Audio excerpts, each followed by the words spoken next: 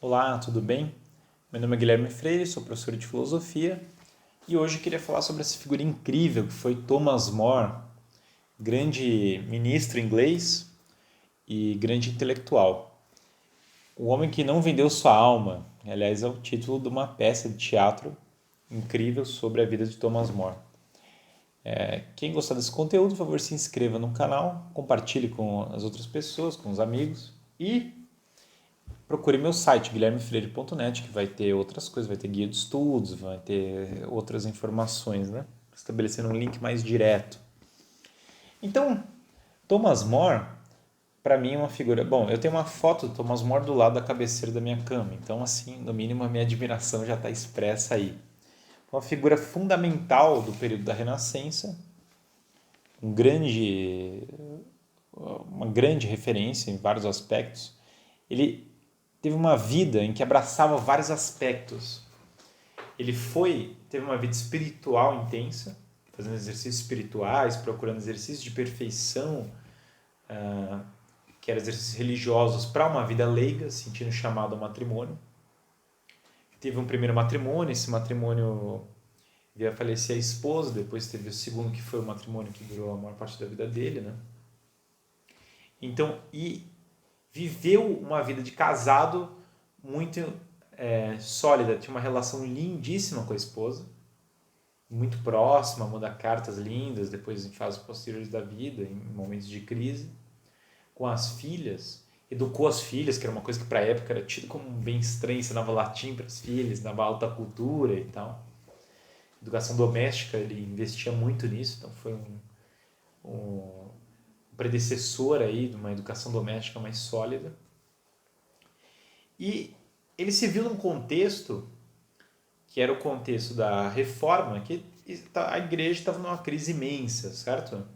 Ele escreveu o livro Utopia, que é um desses épicos renascentistas e tal, que tem um lado estranho, como todo épico renascentista tem, mas a utopia muita gente pensa nela às vezes como uma cidade ideal. Não é bem essa a proposta, mas é mais parecido com uma Atlântida. Por que uma Atlântida? Bom, em Platão, quando aparece Atlântida, ela se contrapõe a Atenas Antiga. A Atenas Antiga, de fato, é a cidade ideal. O que é a Atlântida? A Atlântida é uma espécie de cidade ultra virtuosa, pagã em contraposição, no sentido cristão, Platão é pagão, obviamente, mas a Atenas tem a visão do transcendente, em contraposição à Atlântida que não tem. Então, a Atlântida é uma cidade extremamente forte, extremamente virtuosa, mas que não tem essa visão transcendente. Portanto, o que o Thomas More fez? Ele fez uma cidade pagã extremamente virtuosa para contrapor ao Estado, ao catolicismo do Estado da época dele. De que modo? Bom, o Estado é pretensamente católico, as pessoas são católicas. Só que aqui eu estou fazendo uma cidade pagã que está melhor em vários aspectos do que essa cidade do... E aí ele faz várias coisas que são estranhas, às vezes, na utopia, mas para diferenciar a utopia da cidade cristã. Evidentemente, ele sabe que são coisas diferentes. Só que ele quer mostrar como contraposta à falsa cidade cristã, a utopia é superior. Isso não significa que para ele a verdadeira cidade cristã não seja superior. Claramente é. Então ele vê uma comunidade política católica de fato como superior à comunidade da utopia. Claro, isso ele deixa claro que ele vê realmente a igreja como a comunidade perfeita. Ele não vê uma superioridade da utopia em relação à igreja. Mas ele vê ele quer com a utopia, muitas vezes, com a Atlântida dele, né, mostrar, ironicamente, o quão distantes estariam, porque daí você vê a distância. Claro, se a sua sociedade pretensamente cristã é inferior à pagã virtuosa, imagina a distância da sua sociedade para a sociedade cristã correta, né? Então isso ele quer mostrar de fato, por isso esse exercício diferente da utopia. E é interessante que na utopia tem várias coisas, por exemplo, o cara percebe uma hora, eles percebem que só existe um Deus por meio da razão, que é coisas bem típicas da razão dissociada da fé. Mas, independente desse exercício renascentista, da valorização da questão do grego e outras coisas, de voltar às fontes, né? E tem sim essa preocupação de voltar às fontes, ele e o Erasmo, que é muito amigo dele e tal. Então ele quer voltar às fontes, mas ele quer manter o magistério muito claramente afirmado e a doutrina da igreja claramente afirmada. E nesse esforço de voltar aos fundos, ele quer reformar a igreja, melhorar a moral da igreja, combater a corrupção dos sacerdotes e tal, blá blá blá, porque ele vê que tem uma crise da igreja. E o que mais irrita ele como reformador católico é Lutero. Lutero ele detesta. Por quê? Lutero, para ele, é o anti-reformador, é o cara que está simplesmente chutando o balde da igreja e atrapalhando a verdadeira reforma, que ele vê como a reforma que ele, Erasmo e outras pessoas estão fazendo, que o próprio... quando se fala de reforma católica, muitas vezes você tem em mente, o Christopher Dawson uma vez sabiamente falou, cara, reformador católico reforma de fato, num certo sentido, e o Christopher Dawson não é muito hostil ao protestantismo, é o cara mais hostil que tem, o historiador mais hostil, mas ele fala, olha, reformador, você pensa muitas vezes em figuras como Inácio de Loyola, como Carlos Borromeu, você não pensa na ruptura com, de fato, a igreja, certo? Então, isso eu ia falar no Deus da Revolução. E aí o Thomas More, ele vê Lutero como... E aí ele perde a paciência totalmente com Lutero. Ele fala Lutero como se fosse um... Ele fala Lutero, bosta, boca cheia de bosta. É um negócio meio engraçado. Para quem fala que santos da igreja católica, santos canadianos não xingam, bom, tá aí o Thomas More xingando lá o Lutero. O Lutero o irrita, assim, acima de qualquer coisa. E aí o rei Henrique VIII escreve um livro em defesa dos sete sacramentos. E esse livro, Em Defesa dos Sete Sacramentos, o leva a ser chamado de defensor da fé. Só que aí todo mundo sabe que tem um forte dedo do Thomas More nessa escrita, né? E essa defesa dos Sete Sacramentos contra o luteranismo. Então, ele está ali preocupado em realmente afirmar a Inglaterra contra essa história da reforma protestante, da revolta protestante, que ele de fato vê como nociva. Mas ele quer reformar a igreja, ele quer trazer de volta as fontes, o estudo do grego para poder ler de volta as escrituras e tal. Então tem uma conotação de reforma no caso dele, mas por outra via.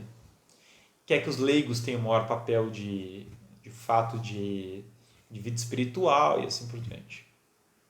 Então, enfim, ele tem essa amizade com o Erasmo, tem esse papel de intelectual renascentista, e as coisas começam a se complicar, porque o Henrique VIII, que confia nele, ele é juiz, advogado, Thomas More. Então, o cara era filósofo, juiz, advogado, pai de família, vida espiritual, o cara tinha todas assim a vida multifacetária, né? Bem típica dessa época do Renascimento, que o pessoal buscava várias áreas, conhecer várias áreas do conhecimento, ter uma vida completa. E aí o Henrique VIII, por conta de um divórcio, uma coisa mais tosca possível, imaginável, querendo ter um herdeiro masculino. Assim, tem outros fatores em jogo, claro. Tem a briga o Henrique VIII tem uma briga com Carlos V, que o irrita com os Habsburgos, portanto também isso vai dispondo ele com a esposa dele, que é de Aragão, e que daí ele tem esse lado da coisa. Tem um elemento aí econômico, que as propriedades da igreja parece ser interessante se fossem subordinados ao Estado, então tem esse lado da coisa que está influenciando Henrique VIII. Ele é filho de Henrique VII, que está vindo ali daquele contexto de fim da Guerra das Rosas, que é a unificação realmente da Inglaterra, e as guerras dinásticas assim parecem a pior coisa do mundo nesse contexto pós-Guerra das Rosas. Então, assim, tem todo um contexto do porquê a necessidade que ele vê de um divórcio. Inicialmente ele pede até uma anulação, porque ele tem muito quebrada a consciência dele da ideia de romper com a Igreja Católica, certo? Ele, para Henrique VIII, Elizabeth I não. Da Elizabeth I realmente entra em mosteiro, manda os soldados entrarem em mosteiro, pintar de preto os mosteiros, matar todo mundo que não aceita e não sei o que e tal, e quebrar obras de arte, quebrar relíquias, isso aí no caso da Elizabeth I vai ser assim. Mas na época do Henrique VIII ele se sentia numa conflito interno imenso. E o Thomas More, face a esse conflito imenso, né? Amigo do rei, chega a ser primeiro-ministro, chanceler, né? Que é como se fosse o primeiro-ministro da época na Inglaterra, durante ali o reinado do Henrique VIII, então um cara de extrema confiança do rei. E o Thomas More chega lá e fala assim, olha, vamos jurar que... E aí o rei proclama para poder se divorciar, porque não quer seguir de fato a recomendação do Papa, o rei proclama e fala assim, olha, a igreja agora, a igreja da Inglaterra vai separar da igreja romana. E aí o Thomas More não aceita, não vai na linha disso, certo? Ele não aceita isso. Mas ele também não protesta, ele não viola as leis, ele simplesmente fica quieto, certo? E vai perdendo posição até o ponto que colocam ele na cadeia. Ele passa dificuldades, e aí nós temos as cartas dele na cadeia. Ele saiu pela Quadrante, se eu não me engano. As cartas dele são incríveis. Aí as cartas de Thomas More na cadeia, putz, é uma leitura maravilhosa. Tem para as filhas, ele falando com a Margaret, com a filha dele, tudo com a Alice, né? Então ali você tem nas cartas dele um conteúdo muito valioso. Enfim, ali na cadeia ele vai ser executado. Vai ser mártir da Revolução protestante ali na Inglaterra. Vai falar, olha, eu sou servo fiel do rei, mas de Deus em primeiro lugar. Então vai afirmar o magistério da igreja. Contra alguns suspeitavam dele, falavam, o cara é reformador católico, então o cara deve ser de algum modo contra a hierarquia da igreja. Ele de fato foi o cara que morreu para defender e colocando claramente, falando, olha, o corpo de Cristo é um só.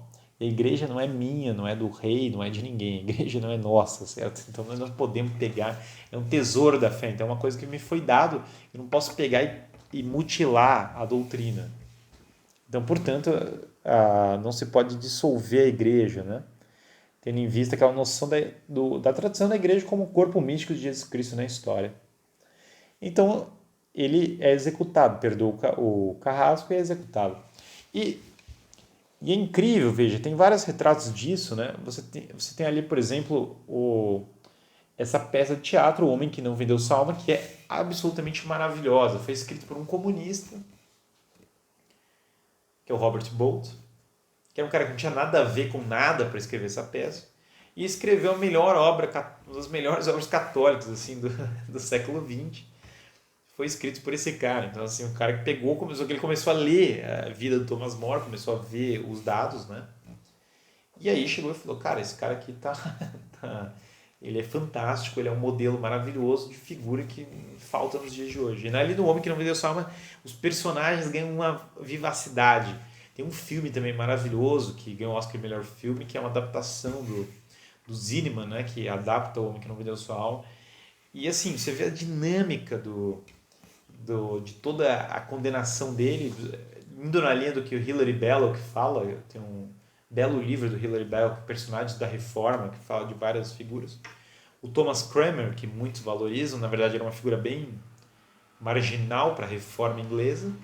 E o Thomas Cromwell, que era violento, ruthless, né, como falam os ingleses, que era uma figura implacável, perseguindo Thomas More, aquela noção bem do Estado moderno já, de realmente utilizar o aparato estatal para forçar uma situação, inclusive, contra a moral correta. Né? E o Thomas More escapando ali com a maestria e tal. O filme é cheio de frases boas, né? Tem, por exemplo, o Richard, que é um cara que vem pedir um cargo, né? Daí o Thomas More fala, olha, seja professor, esquece dessa. E daí o Richard vai mentir e entregá-lo depois, né? Para se tornar procurador-geral de Gales. Essa é uma decadência imensa. O Thomas Cromwell começa a figura implacável, e daí ele fala assim, e aí o Thomas More fala para ele, você me ameaça como um marginal das docas, né? E aí ele fala, como eu deveria te ameaçar, então? Aí o Thomas More fala, como ministro de Estado, com a lei.